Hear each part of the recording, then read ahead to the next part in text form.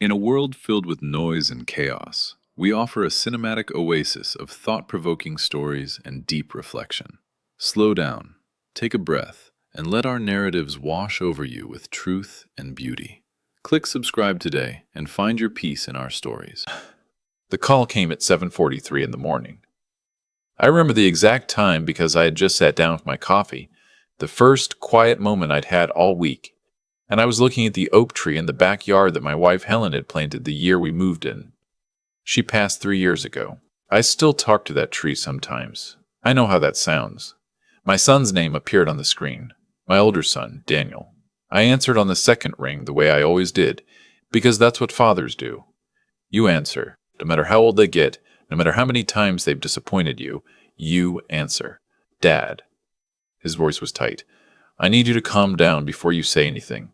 I set my coffee cup down slowly. I haven't said a word yet, son. I know, but I need you to promise me you'll stay calm. I looked out at Helen's oak tree and felt something cold settle in my chest. Not anger. Not yet. Something more like recognition. The feeling you get when you already know the answer, but you're still hoping you're wrong. Tell me what happened, I said. There was a long pause. I could hear him breathing. It's about the account, he said. The investment account. The one you put me on when you were in the hospital. I had been in the hospital 6 months earlier. Nothing life-threatening, they said, just a cardiac event that required monitoring for 2 weeks. I was 68 years old, recently retired, and the doctors used words like stress and lifestyle adjustment in the same careful tone that people use when they're trying not to scare you. My younger son Kevin lived in Portland. Daniel lived 20 minutes away. It made sense at the time. It made complete sense. I put you on that account so you could pay my bills while I was recovering, I said. My mortgage, my utilities, that's all. Another pause. Longer this time. Daniel. My voice didn't shake. I was proud of that. How much? He didn't answer right away.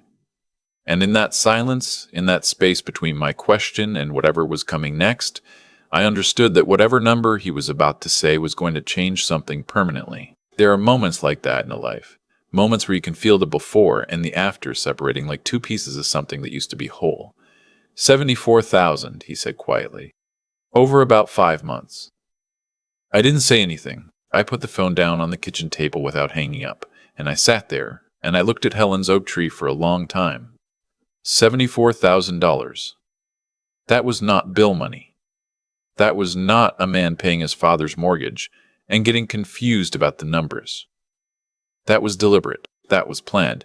That was my retirement, the money Helen and I had saved for 31 years, the money I was supposed to live on, and my son had taken it while I was recovering from a heart event and trusting him to keep things running. I picked the phone back up.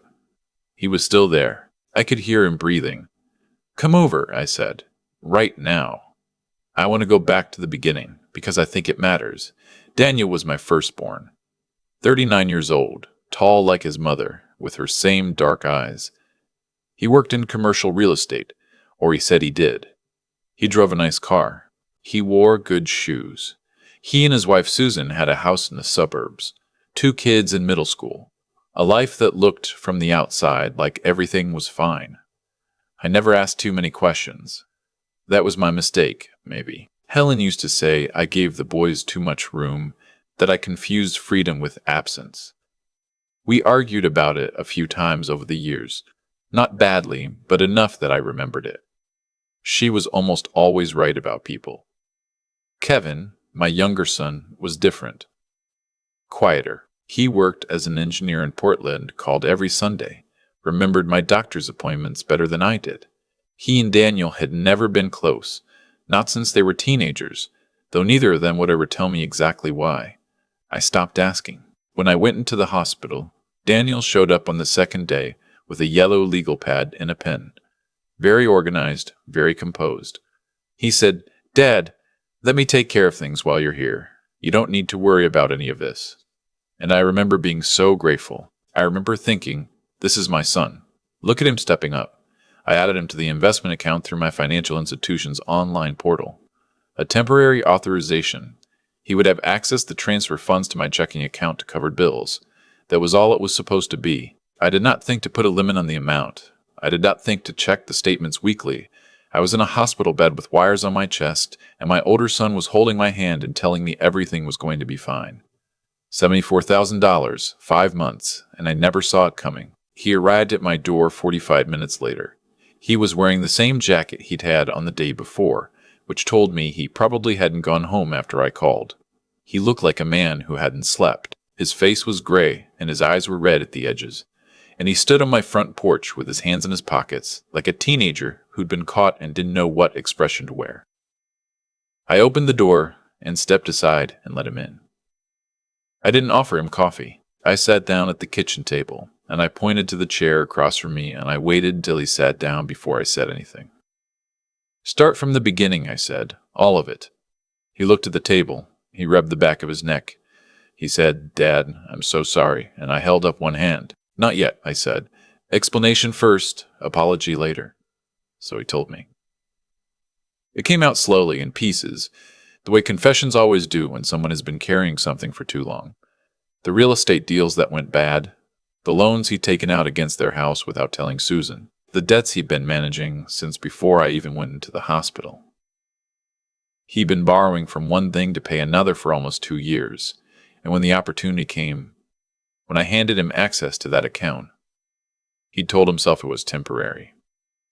He told himself he would put it back. He had a deal coming through, he said. A big one. He just needed to bridge the gap. The deal fell through in December. "You told yourself you'd pay it back," I said. "Yes.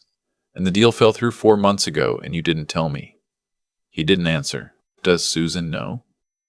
He looked up at me then, just for a moment, then back down at the table. "She knows about some of it," he said. I let that sit. I had a folder on the table in front of me. I'd printed the account statements that morning after the call. Every page, 6 months of transactions. I slid the folder across to him and watched him look at the numbers. He already knew what was in there. But there's something about seeing it printed on paper, in black and white, in the kitchen where you grew up, with your father sitting across from you. I wanted him to see it. I needed him to. I trusted you, I said. He nodded. I was in a hospital bed. I trusted you with something that took your mother and me 31 years to build. His jaw tightened. His eyes got wet. I know, Dad. I don't think you do, I said quietly. I don't think you have any idea what you actually took. He tried to say something. I held up my hand again. I'm not finished. I want to be honest about what happened inside me in that moment, because I think it's important. I wasn't just angry. I was grieving. I know that sounds strange, but sitting across from my son in the kitchen, where I'd made him breakfast for 18 years, looking at his face and trying to find the boy I knew, inside the man who had just told me he'd stolen my retirement, I felt something that had nothing to do with money. I felt the loss of a version of my son that I'd believed in. And that hurt in a way that the $74,000 didn't, not really, not at its core. I had given him the benefit of the doubt his whole life. Every missed holiday, every unanswered call, every time Susan had that look on her face at family dinners that told me something wasn't right, I had made excuses. He's busy. He's stressed. He's going through something. That's what fathers do. We protect the image we have of our children long past the point where the evidence stops supporting it. I was done protecting the image. Here's what's going to happen, I said. He looked up. You're going to leave my house. You're going to tell Susan the full amount tonight. Not some of it, all of it. You're going to contact a financial advisor and figure out a repayment plan. And I am going to speak to my attorney tomorrow morning. His face changed. Dad, you don't need to involve. I'm not finished. He closed his mouth. What you did has a legal name, I said. I want you to understand that I know what the legal name is. Financial elder abuse. Unauthorized use of funds. Potentially wire fraud, depending on how the transactions were structured. My attorney is going to advise me on how to proceed, and I'm going to follow that advice, whatever that looks like. He stared at me. You have a family, I said. I know that. I'm not unaware of what this means for your kids, for Susan, for your life. But I also have a life, and what you did to that life cannot be absorbed and forgiven over a cup of coffee. I am 68 years old. That money was my security. You knew that. You took it anyway. He started crying then. Not the quiet kind. Real crying. The kind that sounds like it's been held back for a long time. I watched my son cry at my kitchen table, and I felt something I hadn't expected to feel in that moment. I felt sorry for him. Not enough to change course. Not enough to pull the folder back and say, let's work this out quietly, let's keep this in the family, but enough to remind me that he was still my son. That underneath the betrayal and the lies and the $74,000, he was still the boy who used to fall asleep in the car on the way home from baseball games, and I'd carry him inside without waking him.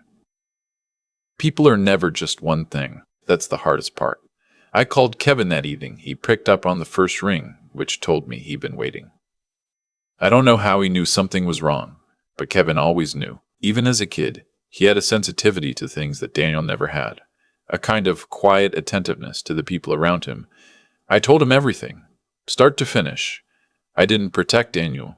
I didn't soften the numbers or frame it carefully. I just said what happened. Kevin was quiet for a long time when I finished. Then he said, Dad, I need to come out there. You don't have to. I'm booking the flight tonight. His voice was steady and certain in a way that made my eyes sting unexpectedly. I'll be there by Thursday. Don't do anything with the attorney until I'm there. Okay? I said okay. After I hung up, I sat with the phone in my hand for a few minutes, and I thought about the years I had spent trying to keep both of my boys equal in my mind, trying not to have a favorite, trying to give them the same amount of attention and credit and trust. I thought about how Daniel had always been the one I worried about more, the one who needed more reassurance, and how that worry had translated into a kind of loyalty that had made me blind to things I should have seen. Kevin had never asked for much. He'd just been there. Quietly. Reliably. Every Sunday.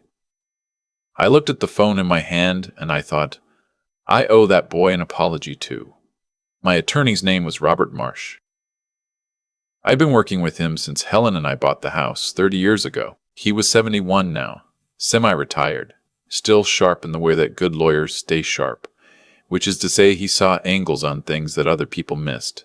I sat across from him Thursday afternoon with Kevin beside me, and I put the folder on his desk and I said, Tell me what I'm looking at. He read through the statements without speaking. His expression didn't change much, but his eyebrows moved once, briefly, when he got to the total. Have you spoken to the financial institution? He asked. My account. His name was on it as an authorized user, temporary authorization. He nodded slowly. And you have documentation of when that authorization was granted and for what stated purpose. I have the email I sent him from the hospital, I said.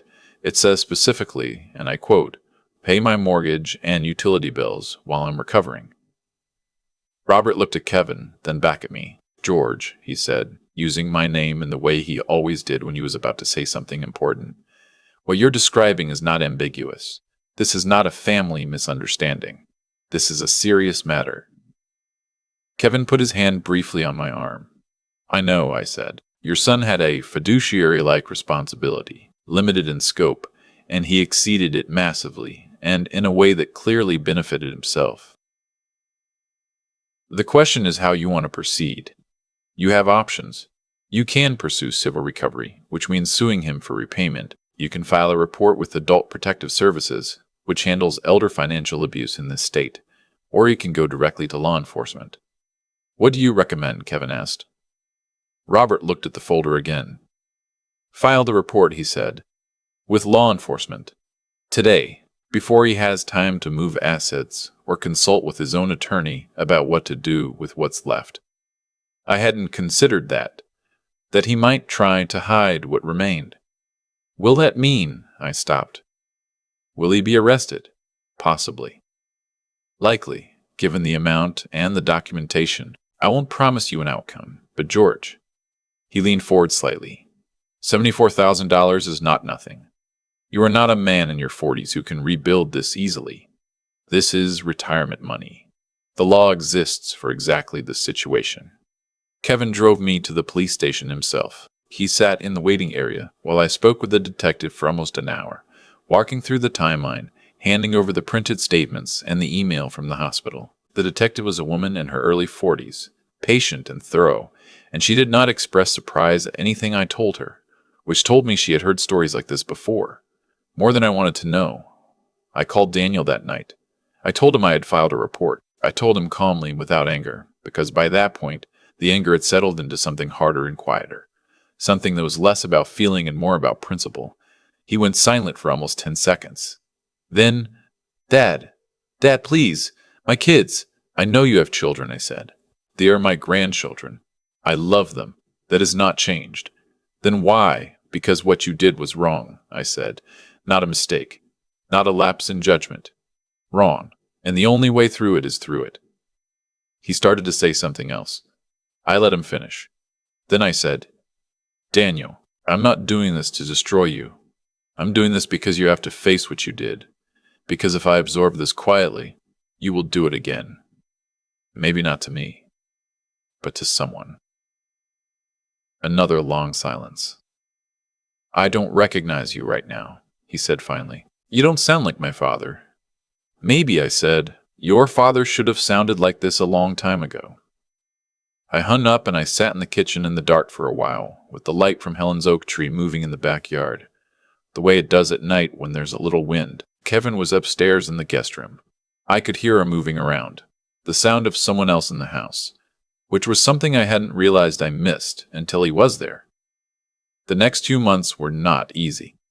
Susan called me twice. The first time she was angry, her voice low and controlled in the way of someone working very hard not to shout. She said I was tearing the family apart, that I was doing this publicly when I could have handled it privately, that my grandchildren were going to suffer for my decision. I listened to everything she said. I told her I understood. I told her I was sorry for the impact on the children, that I meant that sincerely, and that I had not made this decision lightly. The second time she called, her voice was different. Quieter. Heavier. She had gotten access to their full financial records by then, with the help of a lawyer of her own. The picture she found was worse than what I'd told her. Daniel had taken out a second mortgage without her knowledge. He'd cashed out a 401k they'd been building for 15 years. He'd borrowed money from 3 separate people, money that had been quietly categorized as business loans. I didn't know, she said. I need you to know that I didn't know. I believe you, I said. She was crying quietly on the other end. I don't know what we're going to do. You're going to figure it out, I said. You're smart, and you're capable, and the situation is hard, but it's survivable. I know that's not comforting right now, but it's true. She asked if I would still see the grandchildren. I told her yes, without question, without conditions. Whatever happened between Daniel and me, those kids were mine, and that wasn't going to change. I meant every word. Daniel was charged 6 weeks after I filed the report. His attorney worked out an arrangement, a guilty plea to 1 count of financial exploitation of an elderly person, restitution ordered in the full amount, 3 years probation, and 200 hours of community service. No prison time because of his lack of prior record and because he had cooperated with investigators. I know some people will say that wasn't enough. Maybe they're right. When I think about the nights I spend running numbers in my head, trying to figure out what my retirement looked like now, what I would have to give up, whether I would need to go back to work at 68 years old. There is a part of me that thinks 3 years probation is a light sentence for that kind of fear, for that kind of betrayal. But I'm also a father, and I've been a father long enough to know that you can believe 2 things at once. You can believe that someone deserves real consequences and still hope that those consequences lead somewhere productive. I did not want my son in prison. I wanted my son to be forced to reckon with what he had done. There is a difference. The restitution order means he will be paying me back for years. His financial life, as he knew it, is over. The house is gone. The car is gone. He and Susan are separated. He is living in an apartment and working a job that has nothing to do with real estate, and he is, by all accounts, attending counseling and trying to rebuild something. I don't call him. He calls me occasionally. Short conversations, careful and distant in the way of two people who are still figuring out what they are to each other now. I don't hang up. I don't pretend nothing happened. I try to be something between a wall and a door. Not open, not closed. Present. It's the hardest thing I've ever done. Kevin stayed for 3 weeks that first visit. He helped me reorganize my finances, set up new accounts with better monitoring, review everything I had with a fee-only financial advisor he found, and vetted himself. He cooked dinner 3 nights a week, and we watched baseball and argued about the designated hitter rule the way we always had. The night before he flew back to Portland, we sat on the back porch. It was a warm evening, the kind that feels like an apology for a hard winter, and Helen's oak tree was full and green and making that sound leaves make when the wind comes through them, that soft, continuous sound, like something breathing. I should have called more, Kevin said. You called every Sunday. I mean, called differently, asked different questions. He turned his glass in his hands. I knew something was off with Daniel. I've known for years. I just didn't want to be the one to say it. I looked at him for a moment. Neither did I said.